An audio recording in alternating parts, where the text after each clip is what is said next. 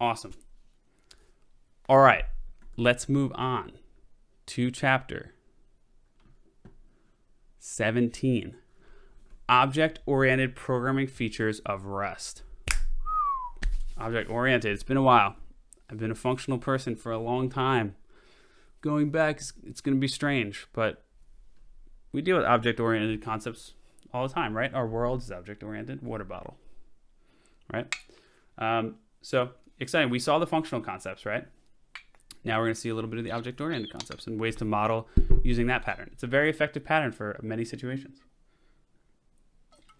Okay. Object-oriented programming is a way of modeling programs. Objects came from Simula in the 1960s. Those objects influenced Alan Kay's programming architecture, in which objects pass messages to each other. He coined the term object-oriented programming in 1967 to describe this architecture. Many competing definitions describe what object-oriented programming is. Some definitions would classify Rust as object-oriented, but other definitions would not. In this chapter, we'll explore certain characteristics that are commonly considered object-oriented and how those characteristics translate to idiomatic Rust. We'll then show you how to implement an object-oriented design pattern in Rust and discuss the trade-offs of doing so versus implementing a solution using some of Rust's strengths instead. All right, let's do it. Characteristics of OO languages. There is no consensus in the program community about what features a language must have to be considered object-oriented, right? There's no like rule. Something's object-oriented if blah, blah. There's no rule. Rust is influenced by many programming paradigms, including object-oriented programming. For example, we explored the features that came from functional programming in Chapter 13. Arguably, object-oriented programming languages share certain common characteristics, namely objects, encapsulation, and inheritance. Let's look at what each of these characteristics means and whether Rust supports it. Objects contain data and behavior. The book Design Patterns, Elements of Reusable Object-Oriented Software by Eric Gamma, Richard Helm, Ralph Johnson, and John Blisides. Hopefully I didn't butcher that name. Apologize. Addison Wesley Professional 1994, colloquially referred to as the Gang of Four book. Heard of this one? Is a catalog of object-oriented design patterns. It defines object-oriented programming this way. You can get my voice going for it. Ready? Object-oriented programs are made up of objects. An object packages both data and the procedures that operate on that data.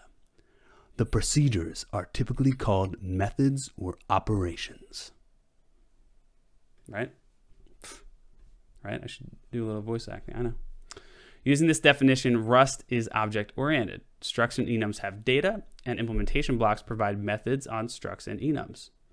So we've solved the part that's data, And the procedures that operate on the data. and the methods are operations, right? Even though structs and enums with methods aren't called objects, they provide the same functionality according to the Gang of Four's definition of objects. Make sense? Encapsulation that hides implementation details. Another aspect commonly associated with object-oriented program is the idea of encapsulation, which means that the implementation details of an object aren't accessible to the code using that object. For example, we'll see an example, but we've seen some of that. We've seen some encapsulation. For example, when we were dealing with the mutex that allowed you to mutate the value, but it didn't tell you how it was doing it internally. Or if you expose a function that adds a random string to another string. It may not expose the function for generating the random string, but it exposes the function for taking your string and appending the random string to it, right? So it can encapsulate some hidden stuff. The implementation details. Therefore, the only way to interact with an object is through its public API. Code using the object shouldn't be able to reach into the object's internals and change data or behavior directly. This enables the programmer to change and refactor an object's internals without needing to change the code that uses the object, right? So you could change the internals on how that random string is generated without changing the public-facing API. We discussed how to control encapsulation in Chapter 7. We can use the pub keyword to decide which modules, types, functions, and methods in our code should be public, And by default, everything else is private. For example, we can define a struct, average collection, that has a field containing a vector of signed 32-bit integer values. The struct can also have a field that contains the average of the values in the vector, meaning the average doesn't have to be computed on demand whenever anyone needs it. In other words, average collection will cache the calculated average for us. It would have the definition of average collection struct. So here we go. Let's go ahead and create a, let's see, what should we create here? I wonder if we should do it based on, well, first we have to go into our new chapter here. So let me go add a level. Let's go ahead and make a directory called chapter 17. That's what we're on, 17. Object oriented concepts. Let's do object oriented. We'll go into that chapter and we'll do cargo new. What are we gonna call this? Characteristics. I spell that right? Yeah. And we'll just open that up. All right. Oh, there we go. Nope, wrong one. There we go. Okay. Let's go to our main here. Okay. So let's go ahead. Oh, we want to do a library create. So, you know what we can do? We can just have it regenerate that. So let's go back up. Let's rm-rf characteristics. We'll do cargo new characteristics -- lib.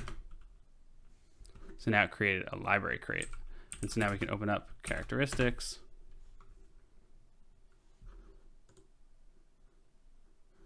Wait, we gotta close this. Let's see what we got here. Go back up a level, chapter 17.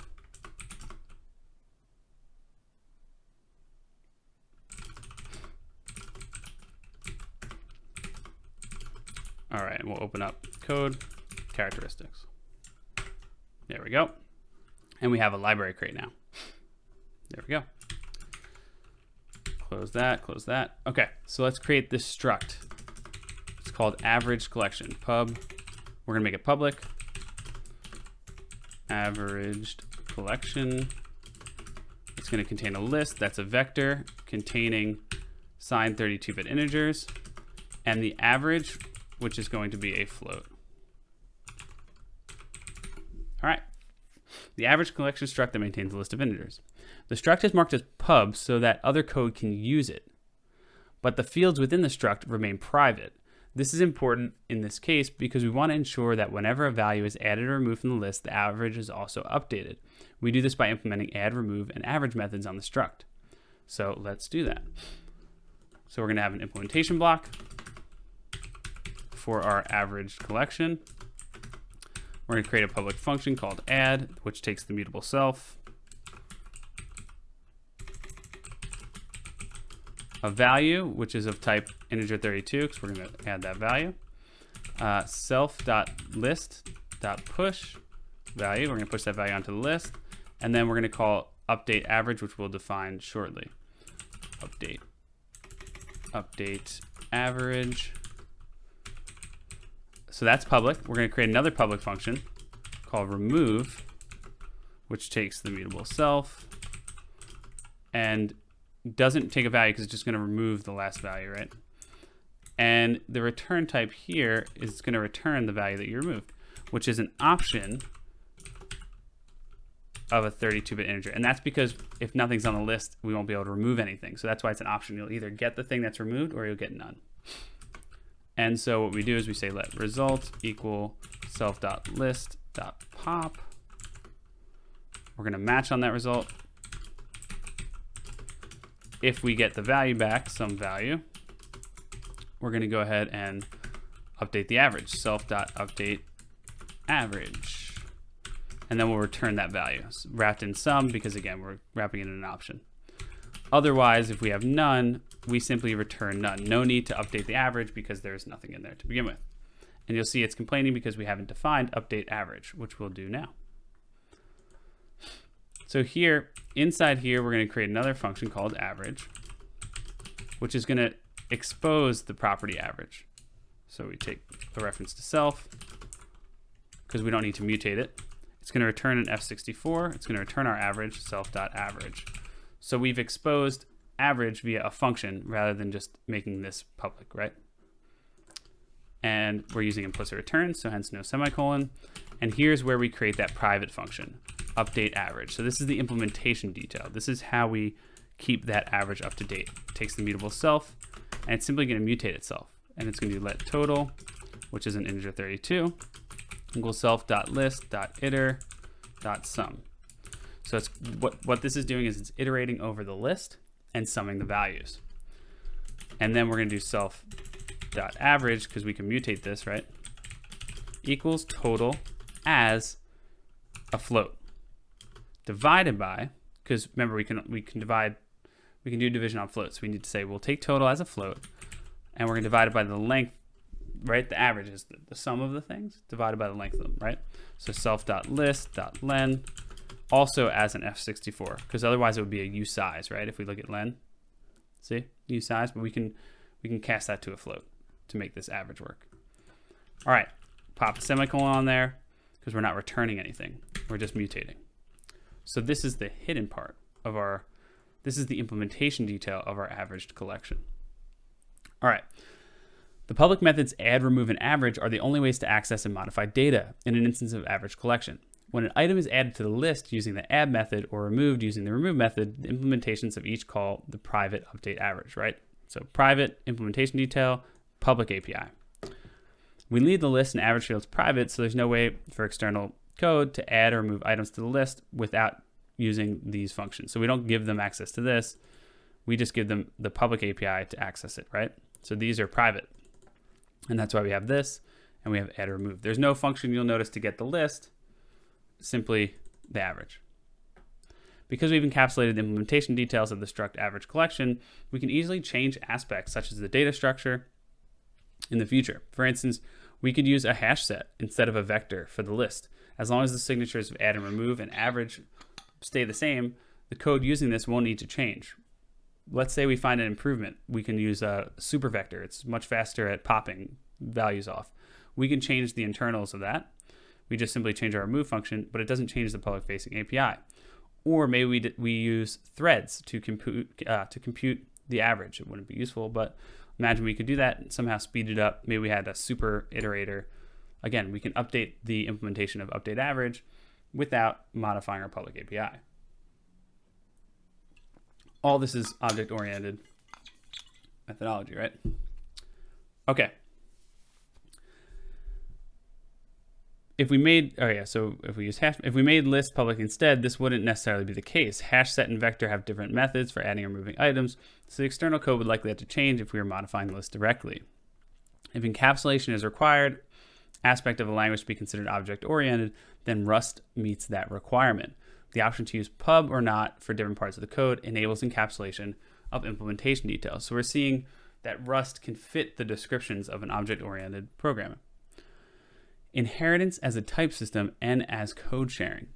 Inheritance is a mechanism whereby an object can inherit from another object's definition, thus gaining the parent object's data and behavior without you having to define them again. For example, you could create a class or an object called Ninja Turtle, right? A Ninja Turtle could have a shell and a bandana, right? And a weapon.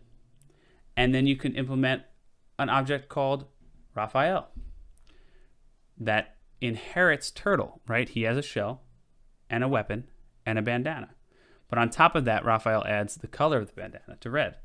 And the weapon description is a psi, right? So you can, that's a form of inheritance. It's a very common thing. You've probably come across it if you're on the stream.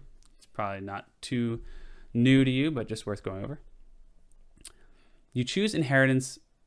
So, sorry, if a language must have inheritance to be object-oriented language, then Rust is not one. There's no way to define a struct that inherits the parent struct's fields and method implementations. However, if you're used to having inheritance in your programming toolbox, you can use other solutions in Rust depending on your reason for reaching for inheritance in the first place. So if you're reaching for inheritance for a use case, there might be an alternative that you can leverage in Rust. And so you have to think of the why, right? You choose inheritance for two main reasons. One is the reuse of code. You can implement particular behavior for one type. For example, for our Ninja Turtle, you can implement attack, you can implement block, you can implement shell spin, right? And then Raphael would get that, Donatello would get that, Leonardo would get that, right? But they'd have their own custom color bandana, the weapon that they're using, right? It enables you to reuse implementation. You can share Rust code by using default trait method implementations instead, which you saw in listing 10.14 when we added a default implementation of the summarize method on the summary trait. Any type implementing the summary trait would have the summarize method available on it without any further code. This is similar to the parent class having an implementation of a method and inheriting child class also having the implementation of the method. So we could implement a trait called Ninja Turtle, which forces whoever has that trait to implement attack and weapon and shell, right? This is similar to having a parent class, having an implementation of a method and inheriting sorry, we read that already. We can also override the default implementation of the summarize method when we implement the summary trait, which is similar to a child class overriding the implementation of a method inherited from a parent class. It's legit. The other reason to use inheritance is because if your parents is rich, you want to get rich too. No. I'm not talking about that kind of inheritance, all right? I saw you guys going there.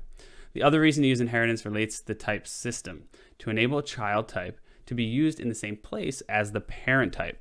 This is also called polymorphism, a very fancy word, but a word that is very common in programming. You've probably heard it, and if you haven't, here you are.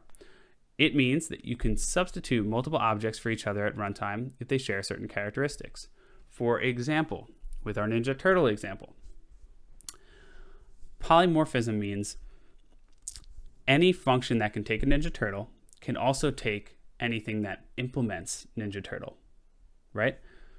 So if there's a function called Fight Shredder, and Fight Shredder takes two Ninja Turtles, you can pass it Raphael, Leonardo, you can pass it Raphael and Donatello, you can pass it Michelangelo, the best, and Donatello, and so forth. As long as they implement Ninja Turtle, they can be swapped in, right?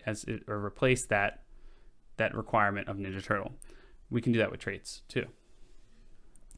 Polymorphism. To many people, this isn't a great block though, so I'm going to read it like legit. We're going legit. Ready? Polymorphism. To many people, polymorphism is synonymous with inheritance, but it's actually a more general concept that refers to code that can work with data of multiple types. For inheritance, those types are generally subclasses. Rust instead uses generics to abstract over different possible types and trait bounds to impose constraints on what those types must provide. This is sometimes called bounded parametric polymorphism.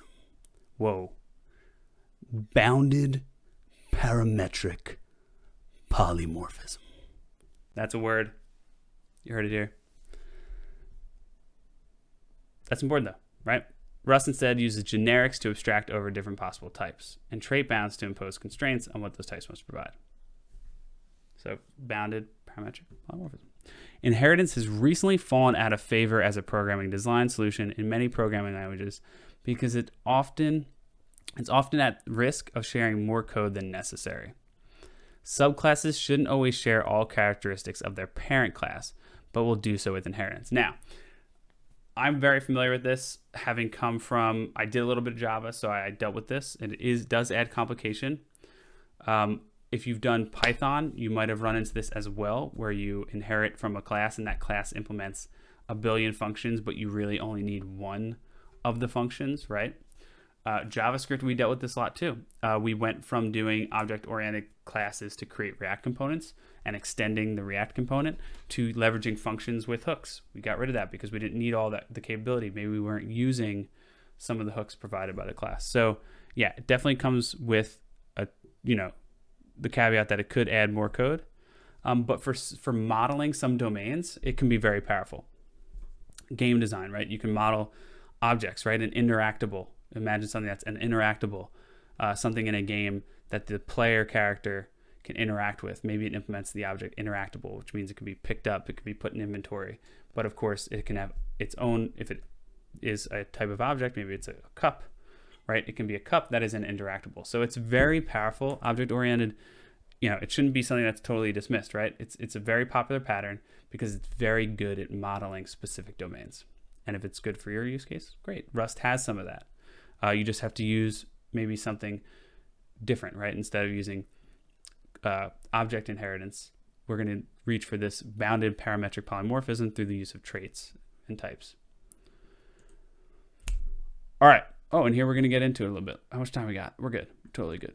All right, let's see if we can get through this one. Using trait objects that allow for values of different types. In Chapter 8, we mentioned that one limitation of vectors is that they can store elements of only one type. Remember, the vector can be, we have it here, right? Our vector has only one type, but it's generic. So you can make it, any kind you want. But it can still only store one of that type, right? We created a workaround where we defined a spreadsheet cell enum that had variants to hold integers, floats, and text. This meant we could store different types of data in each cell and still have a vector that represented a row of cells. This is a perfectly good solution when our interchangeable items are fixed set of types that we know when our code is compiled. So like we wanted a type that could implement print, right? So we make it a generic type that has a certain trait. However, sometimes we want our library user to be able to extend the set of types that are valid in a particular situation. To show how we might achieve this, we'll create an example graphical user interface, or GUI, that iterates through a list of items, calling a draw method on each one to draw to the screen, a common technique for GUI tools. We'll create a library crate called GUI that contains a structure of a GUI library. This crate might include some types for people to use, such as button, text field. In addition, GUI users will want to create their own types that can be drawn. For instance, a programmer might want to add an image, and another might want to add a select box, maybe a checkbox, maybe you want to add a text input, right? We won't implement a fully fledged GUI library for this example, but we'll show how the pieces would fit together. At the time of writing the library, we can't know and define all the types other programmers might want to create, but we do know that GUI needs to keep track of many values of different types, and it needs to call a draw method on each of these different type values. It doesn't need to know exactly what will happen when we call the draw method, just that the value will have the method available for us to call, right? So we're guaranteeing that whatever the structure is, it's going to have the value draw, so we can call it without it panicking, right? We don't care about how draw is implemented internally. To do this in a language with inheritance, we define a class named component that has, and you React, right? That has a method named draw on it. The other classes, such as button, image, select box, would inherit from component and thus inherit the draw method. They could each override the draw method to define their own custom behavior, but the framework would treat all the types as if they were component instances and call draw on them. But because Rust doesn't have inheritance, we need another way to structure the GUI library to allow users to extend it with new types. So I'm going to go ahead and create this. Let's get rid of this, get rid of this. I'm going to go ahead and create this GUI. Are we going to use a library or a main? We're using a, let's see, we're using a library. So I'm going to do cargo new GUI lib. Open that up. All right. Awesome. To implement the behavior we want a GUI to have, we'll define a trait named draw that will have one method named draw. Then we can define a vector that takes a trait object. A trait object points to both an instance of a type implementing a specified trait as well as a table used to look up trait methods on that type at runtime. We create a trait object by specifying some sort of pointer, such as a reference or a box T smart pointer, then the din keyword, and then specifying the relevant trait. So let's just walk that back a little bit. We're going to define a vector that takes a trait object. A trait object points to both an instance of a type implementing our specific trait, as well as a table used to look up trait methods on that type at runtime. We create a trait object by specifying some sort of pointer, such as a reference or a box pointer, then the din keyword, din, dynamic, and then specifying a relevant trait. We'll talk about the reason trait objects must use a pointer in chapter 19 in the section dynamically sized types and size trait. We can use trait objects in place of generic or concrete types. Whenever we use a trait object, Rust's type system will ensure at compile time that any value used in that context will implement the trait object trait. Consequently, we don't need to know all the possible types at compile time. So all we need to know is that it implements that trait and we're good to go. We've mentioned that in Rust, we refrain from calling structs and enums objects to distinguish them from other languages. In a struct or enum, the data in the struct fields and the behavior in the implementation blocks are separated. Whereas in other languages, the data and behavior combine into one concept. It's often labeled an object. However, trait objects are more like objects in other languages in the sense that they combine data and behavior. But trait objects differ from traditional objects in that we can't add data to a trait object. Trait objects aren't as generally useful as objects in other languages. Their specific purpose is to allow abstraction across common behavior. So here's how we define the trait name draw. So let's go ahead and do that. We've got our source lib here. So let's go ahead and define that. So we create a public trait draw. And we're going to create a function draw that just takes the mutable self. So we're just defining, we're not implementing, we're just defining it. The syntax should look familiar from our discussions on how we define traits from chapter 10. Next comes some new syntax. We define a struct named screen that holds a vector named components. The vector is of type box dynamic draw, which is a trait object. It's a stand-in for any type inside a box that implements the draw trait. All right, let's do it. So we have pub struct screen, pub components. It's a vector that holds a box. Remember, the box is misdirection because we don't know the size at compile time. Draw.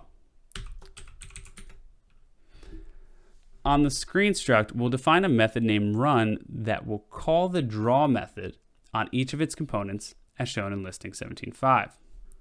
All right, let's do it. So we're going to create a little implementation block here.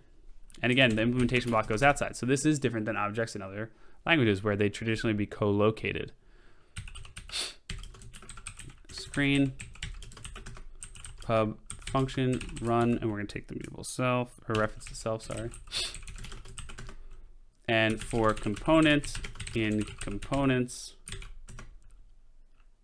we have to do self.components.iter. We want to get iterator.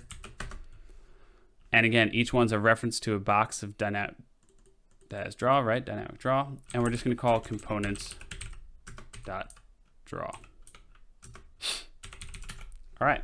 This works differently from defining a struct that uses a generic type parameter with trait bounds. A generic type parameter can only be substituted with one concrete type at a time. For example, you can have a vector of type integer, a vector of type string. The vector has to be all of the same type. Here, we're not doing that. We're allowing anything to go into this components as long as it implements the draw function, meaning it has the draw trait. And that's why we can't know the size we don't know the size, and that's why we use that misdirection, right? We use the box because we do know the size of a pointer. All pointers have the same size. And so that layer of indirection allows us to make this work. What else does it mean? It means that whatever we're putting in our vector is allocated on the heap instead of the stack. Okay. So it works differently than define a struct that uses a generic type trait. The generic type parameter can only be substituted with one concrete type at a time, whereas trait objects allow for multiple concrete types to fill in for the trait object at runtime. For example, we could have defined the screen struct using a generic type and a trait bound. So we could have defined it like this, but we'd only be able to put one type of component in it. This restricts us to a screen instance that has a list of components all of type button or of type text field. If you'll only ever need homogeneous collections, using generics and trait bounds is preferable because the definitions will be monomorphized at compile time to use the concrete types, right? So it's a zero cost abstraction. On the other hand, with the method using trait objects one screen instance can hold vector t that contains a box button as well as a box text field. Let's look at how this works, and then we'll talk about the runtime performance implementation. Implementing the trait. Now we'll need to add some types that implement the draw trait. We'll provide the button type. Again, actually implementing a GUI library is beyond the scope of this book. So the draw method won't have any useful implementation in its body. To imagine what implementation might look like, a button struct might have fields for width, height, and label. So let's go ahead and do that. So we have our public struct button. We're creating these properties as public. Remember, by default, they're private. And so this is an unsigned 32-bit integer because it can have a negative width. Same thing for height. And we're going to do label. And label is going to be a string. And we're going to implement draw, the draw trait again, for our struct. And so we just have to implement the draw function. And we're not putting anything here, code to actually draw. So instead of the code to actually draw the button, I'm just going to go ahead and do print ln button. We'll do something cool. Watch this. We'll do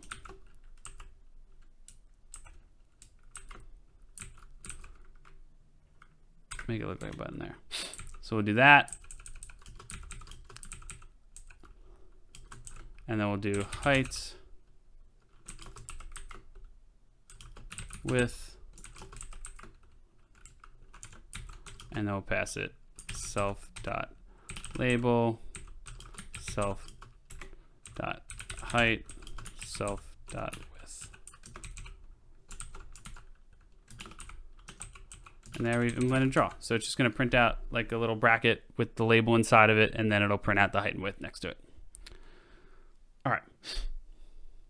The width, height, and label fields in the button will differ from the fields on other components, such as the text field type, that might have those fields plus a placeholder field instead. Each of the types we want to draw on the screen will implement the draw trait, but we'll use different code in the draw method to define how to draw the particular type, as button has here with the actual GUI code, which is beyond the scope of this chapter. The button type, for instance, might have an additional implementation block containing methods related to what happens when a user clicks the button. These kind of methods won't apply to types like text field, as they are not clickable. If someone using our library decides to implement a select box such that it has width, height, and option fields, they implement the draw trait on the select box type as well. So let's do that. All right, so we're going to go ahead and implement select box. Copy this. Oh, copy that. Put it down here and just change it. Select box with height, and this is going to be options. And it's going to be vector string. And then we're going to implement draw. Copy this. For select box. And we have options, width, and height. So here we'll do, we'll just print out select box. And can I do the down arrow? Let's see. Make it look like a select box. Down. Down. No. Where's our arrows? Let's see. We gotta have some arrows somewhere. We need the plain symbols. Let's see. Let's go with this.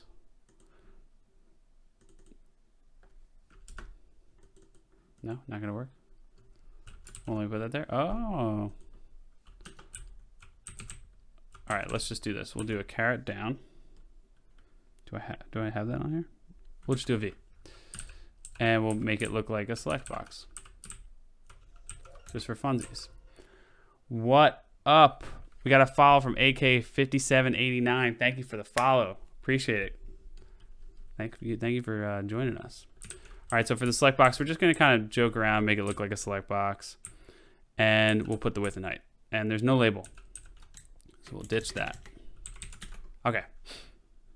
You know, it kind of looks like a select box with a down. You get what you know what I'm going for here. All right, awesome. So now we have our draw for select box. All right, our library's users can now write their main function to create a screen instance. To the screen instance, they can add a select box and a button by putting each in a box T to become a trade object. They can then call the run method on the screen instance, which will call draw on each of the components. So here's an implementation of that. So we can also just do that down here. We could do, let's just create a function called we'll call it draw things, right? And we'll go ahead and just do something similar to what they have, where we'll say, we have screen here, yep. So we'll say let screen equal screen, and we'll give it components. Our components use the vector macro, and in here we're going to do box new select box. We'll have a width of whatever they have. What do they have here? 75. A height of 10. Options are going to be a vector of string from yes.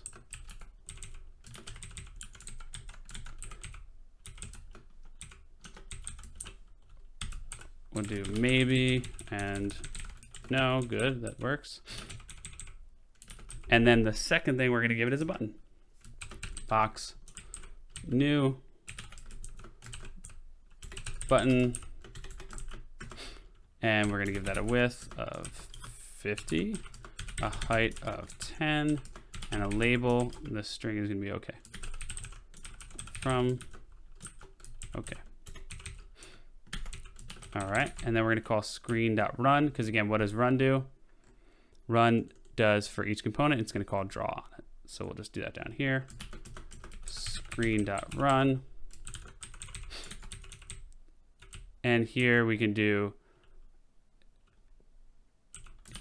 we'll just call our function draw things. And let's see what happens. Clear this out. Let me move out of the way here. And let's run it.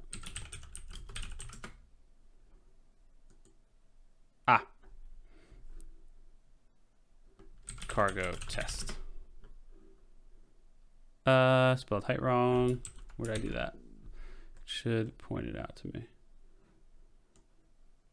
Height here. There we go.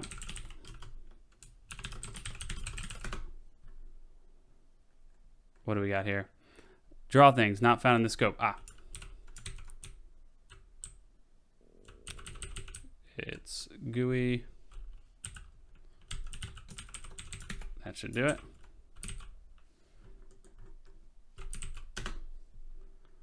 Let's see. Oh, we're missing a semicolon on line 61 here. All right, let's run it again. What happened now? Let's see. Invalid format, string unmatched found, line 39. I have an extra thing right here on my select list. So let me clear that up. That's right here. All right, let's try it again, see what else we get. So this is what's great about the compiler. It tells us everything. Use of undeclared type or module GUI. So we have to also get rid of that.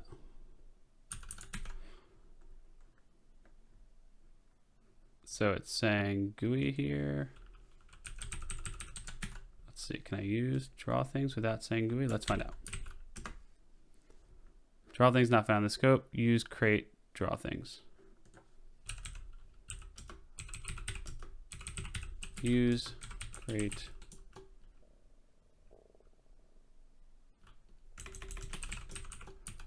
draw things. Well, that's not the right trait. Let's see. Use create draw things. I forgot to put a semicolon. What does it say here? Can I find draw things in this scope? You know what I have to do? I can create a separate, let's do that. I'm gonna create a separate main function. That'll make it a lot easier. Main.rs, then I can just run it with cargo run. So here I can just do use GUI and import button screen like they've done here. This makes it a lot nicer. And I can copy out my draw things, right? And I can make it a, oh, it's weird. They forgot to import select button. We'll have to do that. So here what I'll do is I'll create a main, function main, and again, main returns void, so nothing to worry about there. Go ahead and copy this stuff out, put it in here. I'm also gonna have to pull in select box as well. Select box. Let's format that. All right, let's get rid of this here. Let's get rid of this here. And let's try now with clear. Let's move this out of your way, and let's try with cargo run now. Cargo run. No. Cargo clear. Cargo run. There we go. There we go. It worked. So we have our select box. It printed out. See here, select box, height, blah, blah, and then our button. Okay. So awesome. Pretty cool.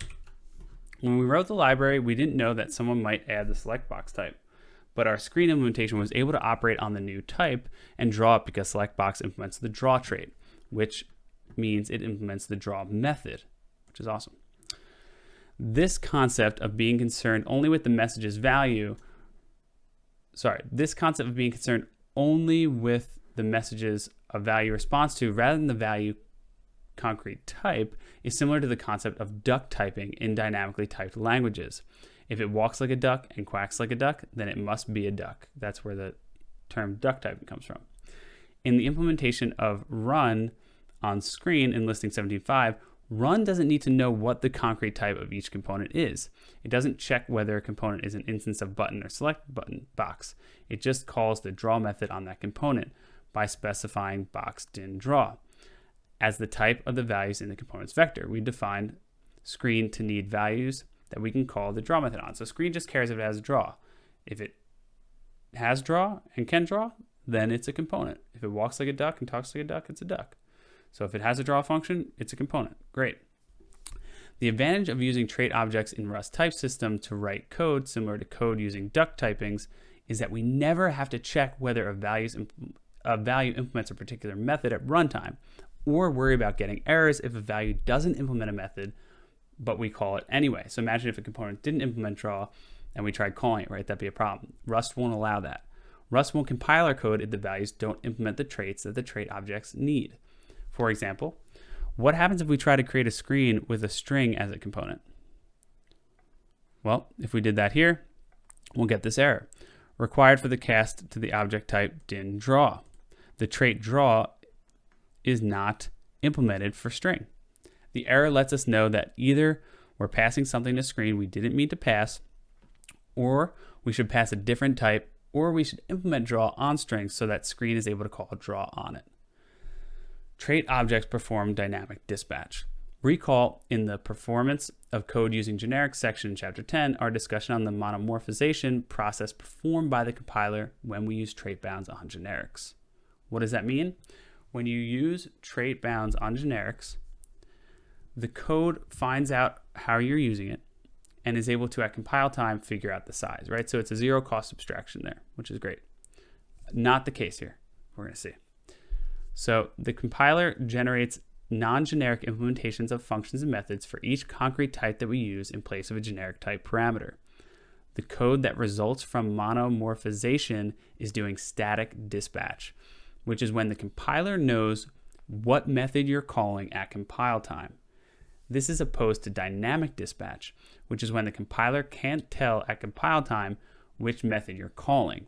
In dynamic dispatch cases, the compiler emits code that at runtime will figure out which method to call. When we use trait objects, Rust must use dynamic dispatch. The compiler doesn't know all the types that might be used with the code that is using trait objects, so it doesn't know which method implemented on which type to call. Instead, at runtime, Rust uses the pointers inside the trait object to know which method to call. There is a runtime cost when this lookup happens that doesn't occur with the static dispatch. Dynamic dispatch also prevents the compiler from choosing to inline a method's code, which in turn prevents some optimizations. However, we did get extra flexibility in the code that we wrote in listing 17.5, and we're able to support in listing 17.9. So it's a trade-off worth considering, right? So you might need that flexibility. Object safety is required for trait objects. All right, you can only make object-safe traits into trait objects. Some complex rules govern all the properties that make a trait object safe, but in practice, only 2 rules are relevant. Ready? A trait is object safe if all the methods defined in the trait have the following properties. The return type isn't self, and there are no generic type parameters. So again, if the return type isn't self, and there are no generic type parameters, a trait object is safe. The self keyword is an alias for the type we're implementing the traits or methods on. Trait objects must be object safe because once you've used a trait object, Rust no longer knows the concrete type that's implementing that trait. If a trait method returns the concrete self type, but a trait object forgets the exact type that self is, there's no way the method can use the original concrete type. It's confusing, but we'll see it in a second. The same is true of generic type parameters that are filled in with concrete type parameters when the trait is used. The concrete types become part of the type that implements the trait.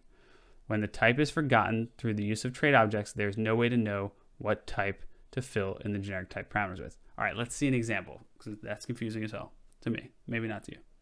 An example of a trait whose methods are not object safe is the standard library's clone trait. So these are methods that are not object safe. The signature of the clone method in the clone trait looks like this. It returns self, and we know that's one of the rules, right? The string type implements the clone trait, and when we call the clone method on an instance of string, we get back an instance of string. Similarly, if we call clone on an instance of vector over the generic t, we get back an instance of vector over the generic t.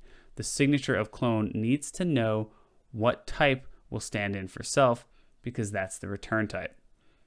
The compiler will indicate when you're trying to do something that violates the rules of object safety in regard to trait objects. For example, let's say we tried to implement the screen struct to hold types that implement the clone trait instead of the draw trait. So we have string, components, and we're saying that components are boxes that implement clone. Here we see the trait clone cannot be made into an object. The trait clone cannot be made into an object because it requires self, right? Because it returns self.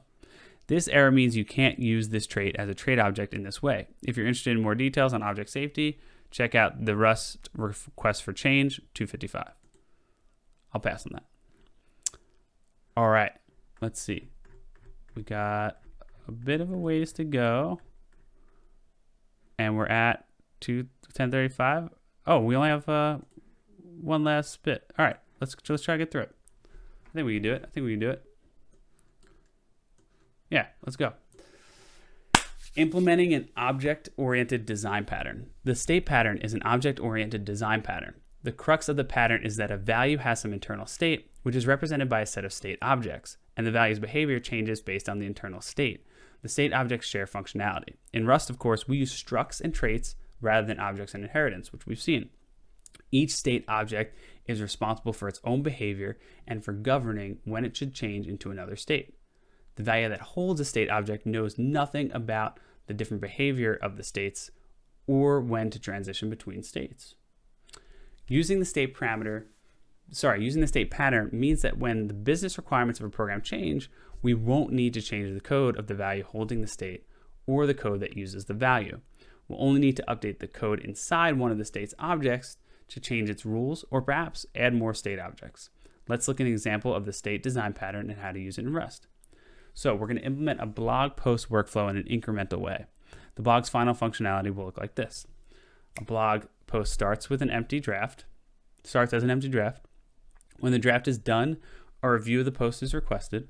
When the post is approved, it gets published. Only published blog posts return content to print, so unapproved posts can't accidentally be published. All right. Any other changes attempted on a post should have no effect. For example, if we try to approve a draft blog post before we've requested a review, the post should remain an unpublished draft.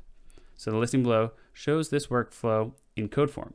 This is an example usage of the API we'll implement in the library crate named blog. This won't compile yet because we obviously haven't implemented blog. Okay, so I'm going to go ahead and create a new folder here. So we're going to go up a level. I'm going to do cargo new blog, say lib. I'm going to open up blog. All right, I'm going to create a main file in here. And in our main, we're going to do use blog post, which again, we haven't created yet, so that's not going to work. And then we're going to create this function main, which is going to have let mute post equal post new, create a new post, post.add text. I ate a salad for lunch today. We're going to say, what up, Twitch? We're going to assert equal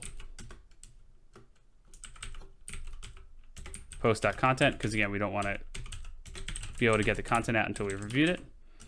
Then we're going to do post.request review. And we're going to assert equal empty if we try to get the content again, because it still needs to be approved.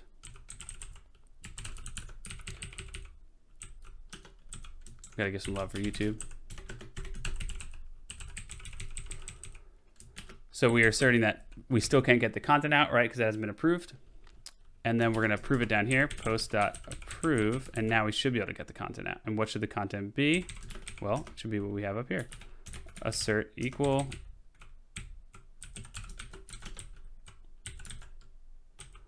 post.content. All right. Awesome. We want to allow a user to create a new draft blog post with the post new. Then we want to allow text to be added to the blog post while it's in the draft state.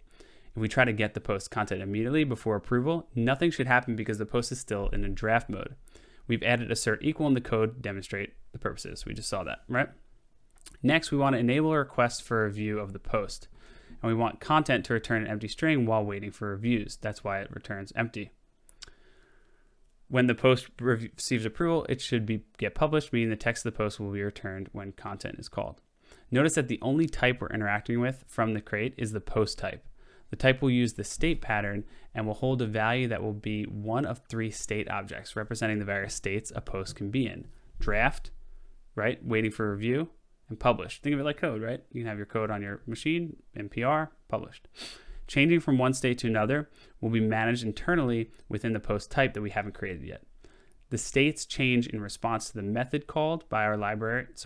The states will change in response to the methods called by our library's users on the post instance. So as we call these methods, the state will change of the post, right?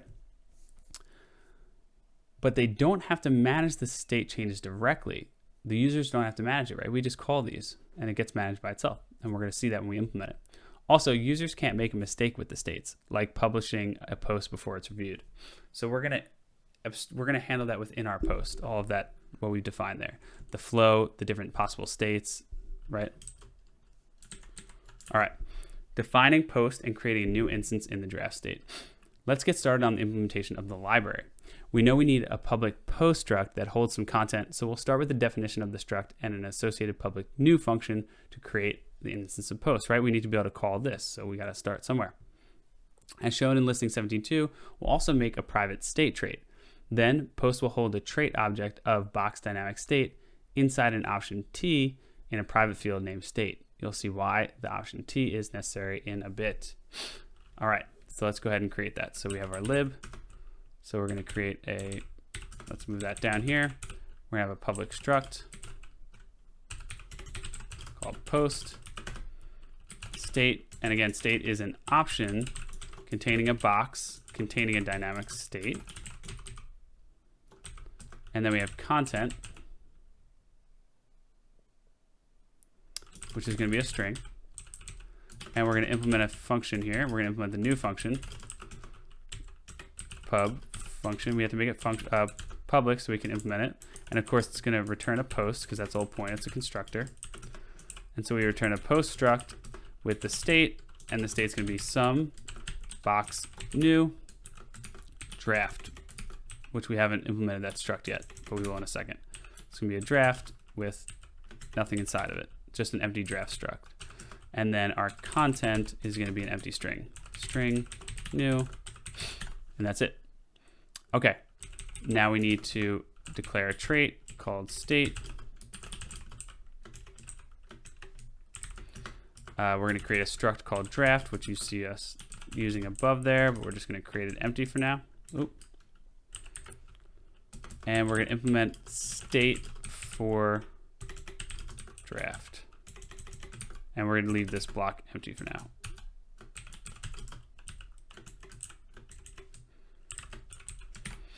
All right, the state trait defines the behavior shared by different post states, and the draft, pending review, and publish states will all implement the state trait. For now, the trait doesn't have any methods, and we'll start by defining just the draft state because that is the state we want a post to start in. When we create a new post, we set its state field to a sum value that holds a box. This box points to a new instance of the draft struct. This ensures whenever we create a new instance of post, it will start out as a draft because the state field of post is private. There's no way to create a post in any other state. Post new will always return a post that starts out in the draft state. Got it? Storing the text of the post content. All right. Excuse me. So the listing showed that we want to be able to call a method named addText and pass it a string slice. That is then added to the text content of the blog post. We implement this as a method rather than exposing the content field itself publicly, right? We don't just expose content. We exposed a method. What method? addText. So we're going to need to implement addText for this post, right? So we do addText. The addText method is pretty straightforward, so let's add the implementation. So we have addText. It's going to take the mutable self because we need to mutate a property. Which property? The content, right? It's going to take a string slice of what you want to. How do we know it's a string slice? Well, if we look at the use, we're not doing string new. We're just passing it a slice. Takes a string slice, and what are we going to do? We're going to do self.content.push string, which is going to allow us to push this string onto our content, right? It's just going to append it. We're doing string slices, and that's it. It takes a mutable reference to self because we're changing the post instance that we're calling addText on. When we call push string onto the string in the content and pass the text argument to be saved to the content, this behavior doesn't depend on the state the post is in, so it's not part of the state pattern. The addText method doesn't interact with the state field at all, but it is part of the behavior we want to support. All right, ensuring the content of our draft post is empty. Even after we've called addText and added some content to our post, we still want the content method to return an empty string slice because the post is still in draft state, as shown in line 7 of listing 1711. For now, let's implement the content method with the simplest thing that will fulfill the requirement, always returning an empty string slice. We'll change this later once we've implemented the ability to change a post state so it can be published. So far, post can only be in the draft state, so the post content should always be empty. What up? We got Jives with the follow. Welcome, Jives. Thanks for the follow. Appreciate it. All right. So far, post can only be in the draft state, so the post content should always be empty. All right, let's see. Let's implement that function. So again, this is the public function for getting the content because we don't want to expose the content publicly. So public function content, it's going to take a reference to self, and it's going to return the string slice. What string slice? Well, for now, we're just going to return empty because we don't want to return that content until we're in the correct state, right? Dives, welcome to the stream. Thanks for stopping by. All right. Adding a placeholder implementation. All right. So with this added content method, everything in listing 1711 up to line 7 works intended. So this works, but this doesn't work, right? Because our content never returns anything. Requesting a review of the post changes its state. So when we request a review, we want to change its state. Where are we doing that? Here, right? Request review. We have to implement that function. Next, we need to add functionality to request a review of a post, which should change its state from draft to pending review. So let's change the code a bit. Let's go to our library. We have add text, content. We need to add request review. So let's do that. Let me scroll down a little bit. Public function, request review. It takes the mutable self because it's going to mutate the state that this thing is in, right? It's not going to return anything. If let some s equal, so this is an if let, self.state.take. So this hasn't been implemented yet. So if self.state.take returns something, we're going to do self.state equals some s.request review. All right. Then here, down here, we're going to update our state trait. So what is our state trait going to have? It's going to have a function request review. It's going to take a box. It's going to return a box of a dynamic state. So request review, it's a trait. It's just a function. So we know that this post implements the state trait because it implements the request review. Request review simply takes the self and it has to return a box around a dynamic state. And we're doing that, right? Because we're returning some here. Oh, actually, let's see. We have draft, state for draft. So we have to implement state for draft here. So function request review. Look, it gave us that's pretty awesome. It gave us the signature, right? Because it knows the signature here from this trait. And so now we got to implement this trait. All right, so what are we going to do? How are we going to implement this? Well, it looks like it's just going to return box new pending review.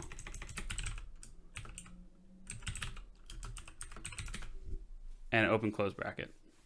We have to implement pending review, which is a new struct. Let me get out of your way here. Move over here. All right, so we have this new struct here. Struct pending review. And we're going to implement state for pending review as well. State for pending review. Function request, and again, it's going to give us that full thing, and we're just going to return self. So let's see what's going on here. We give post a public method named request review. That's right here, right? That will take a mutable reference to self.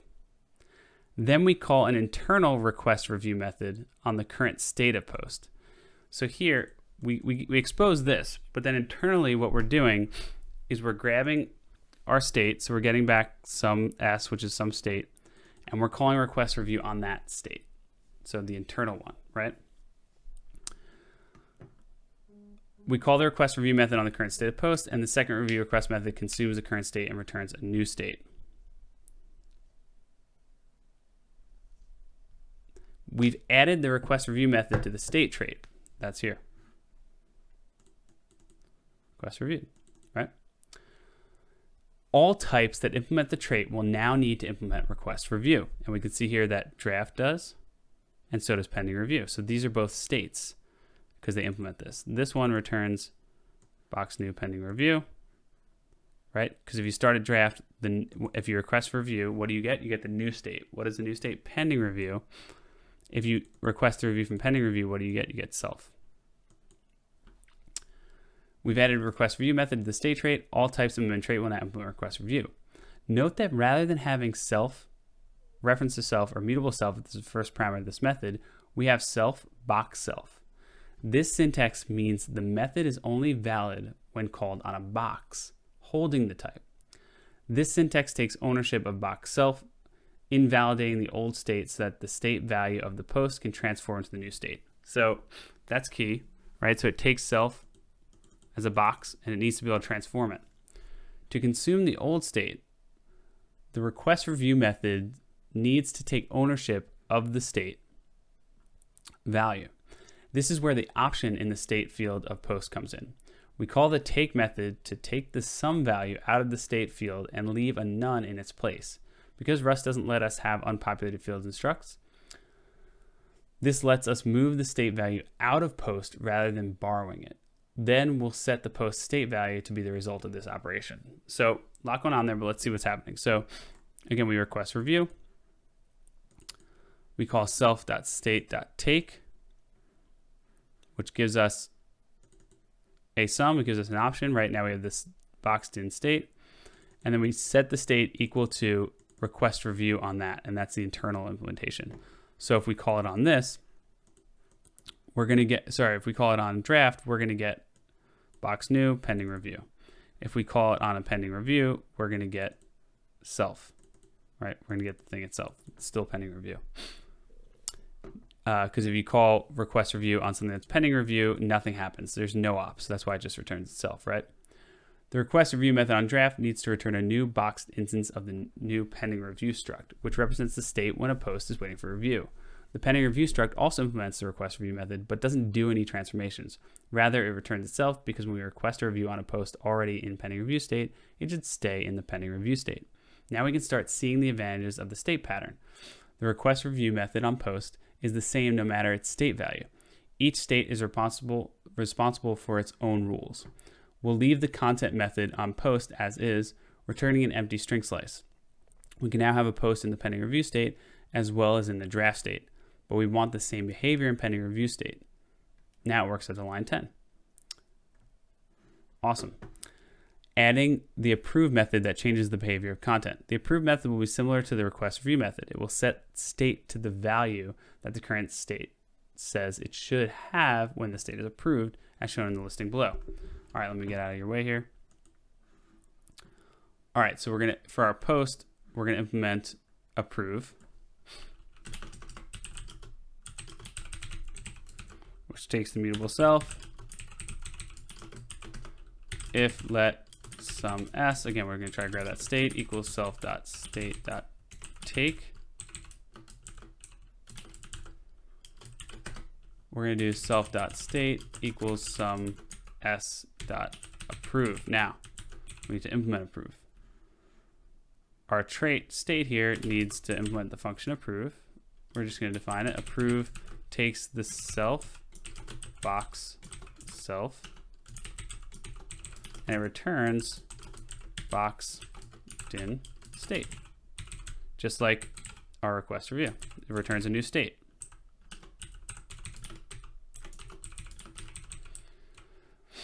Our draft is going to have review approve, right? So we're going to implement approve for our draft. Let's do that now.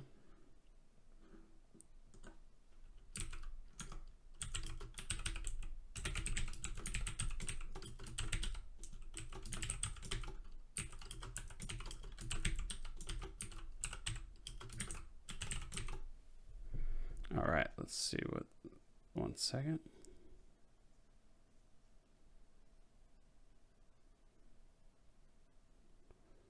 All right. So there we go. Box self din state, and it's just going to return self. All right. And pending review, we're going to have approve defined here too. Approve here, and take self, which is a box containing self, and it's going to return a box din state as well. So a new state. And here we're going to do box new published, which we haven't defined yet. Published. We're going to define that below. So it's going to return a new published state. We're going to have a new published struct. There we go. All right, so let's define that published struct. That's going to be defined here. We'll just say struct published, empty for now, and then it's going to implement state for published. Function request review, self box self, box, again, state, self, and then here we're going to do approve. I'm just going to copy because I've written it so many times. Oop. So here, approve. So basically, when something's published, if you request review, it just returns itself. If you approve, it just returns itself because these are no ops. You can't really take action on it. We add the approve method to the state trait and add a new struct that implements state, the published state. Similar to the request review, if we call the approve method on draft, it will have no effect because it will return self. When we call approve on pending review, it returns a new box instance of the published struct. The published struct implements the state trait, and for both the request review method and approve method, it returns itself because the post should stay in the published state once it's published, right? Now we need to update the content method on post. If the state is published, we want to return a value in the post content field. Otherwise, we want to return an empty string. So we can update our content up here, right? Now our content function is going to do a little more. So we're going to do self.state.asRef. Remember, because we're dealing with, we need to get that reference there. Unwrap.content self. Because the goal is to keep these values inside the structs that implement state, we call a content method on the value in state and pass the post instance, that is self, as an argument. Then we return the value that is returned from using the content method on the state value. We call the asRef method on the option because we want to reference to the value inside the option rather than the ownership of the value. Because state is an option boxed in, when we call asRef on the option boxed in state is returned. If we didn't call asRef, we would get an error because we can't move state out of the borrowed self of the function parameter. When we call the unwrap method, which we know will never panic because we know the methods on post ensure that state will always contain some value when those methods are done. This is one of those cases we talked about in cases in which you have more information than the compiler. So we know it'll always be there, but we have to call unwrap because it is, of course, an option. At this point, when we call content on the boxed in, deref coercion will take effect and the ampersand and the box. So the content method will ultimately be called on the type that implements the state trait. That means we need to add content to the state trait definition, and that is where we'll put the logic for what content to return depending on which state we have. Pretty cool. So state content, so we can do that here. So trait state, we say function content. There's a lifetime there. That's self, post, and we have a reference with the lifetime, post, and here's another reference. It's going to return a lifetime, string, empty string. And then for published,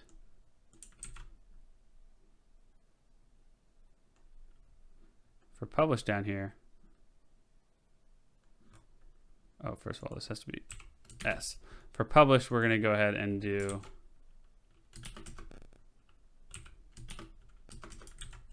content, and content for published is going to be ampersand post.content. We actually want to get the content, right? We add a default implementation for the content method that returns an empty string slice. This means we don't need to implement content on the draft in the pending review structs. The publish struct will override the content method and return the value in post content. Oh. Note that we need lifetime annotations on this method. As we discussed in chapter 10, we're taking a reference to a post as an argument and returning a reference to part of that post. So the lifetime of the return reference is related to the lifetime of the post argument. So we're saying that this string is going to be part of this, right? The post, not the self. So that's what that indicates. As we're done, now it works. We've implemented the state param with the rules of the blog post workflow. Let's run cargo test. Or, well, actually, let's run cargo run. And yeah, everything worked. Trade-offs of the state pattern. We've shown that Rust is, we'll probably go over this more as a review because it was a lot to take in, but we'll review it before next chapter. Trade-offs of the state pattern. We've shown that Rust is capable of implementing the object-oriented state pattern to encapsulate the different kinds of behaviors a post should have in each state. The methods on post know nothing about the various behaviors. The way we organize the code, we have to look in only one place to know the different ways a published post can behave. The implementation of the state trait on the published struct. If we were to create an alternative implementation that didn't use the state pattern, we might instead use match expressions in the methods on post, or even in the main code that checks the state of the post and changes behavior in those places. That would mean we would have to look in several places to understand all the implementations of a post being in the published state. This would only increase the more states we added. Each one of those match expressions would need another arm. With the state pattern, the post methods and the places we use post don't need match expressions. And to add a new state, we only need to add a new struct and implement the trait methods on that struct. The implementation using the state pattern is easy to extend to add more functionality. To see the simplicity of maintaining code that uses this pattern, try a few of these suggestions. We might do this next time. So we're add a reject method that changes the post state from pending review back to draft. That would be good. Require 2 calls to approve before the state can be changed to published. Allow users to add text content only when a post is in the draft state. One downside to the state pattern is that because the states we have a little more to go. Whoa, we have a lot more to go. All right, I think what we'll do is we'll wrap up here and we'll pick up from this and we'll wrap up object-oriented next time just because we're a little over. But yeah, we'll add these and then we'll continue because there seems to be a bit more and I don't want to rush through it. So yeah, so we'll end it there. We got pretty far. I also want to go over this again because I know we kind of breezed through this and I think it's pretty important. The state pattern seems like a pretty solid option for when you're trying to implement this stuff. All right. Shout out again. Thank you to all the follows today. We had Jives, we had AK5789. Appreciate it. Thank you for coming to the stream. Again, if you've jumping in late and missed some of the early chapters, you can check them out here on YouTube. We got parts 1 through 21. We've made it all the way through chapter 16. Today we started 17. So awesome. Thanks for joining tonight. If you're joining on stream, if you're watching on YouTube, thank you for joining. I'll be publishing the code here on GitHub. Again, you can follow on Twitter if you want to get updates for when I go live. And that is it for tonight. Thank you all for watching. If you're on Twitch, thank you for joining the chat. We had Dozeboy, we had Jives, we had Toledo Albert, we had Clam Watson. Fun time in the chat. Again, 9 to 11 p.m. on Twitch, twitch.tv/TomMcGurl. Check it out if you want to watch it live. If you're watching on YouTube, feel free to add comments and questions. And thank you again for watching. All right, everyone have a good night.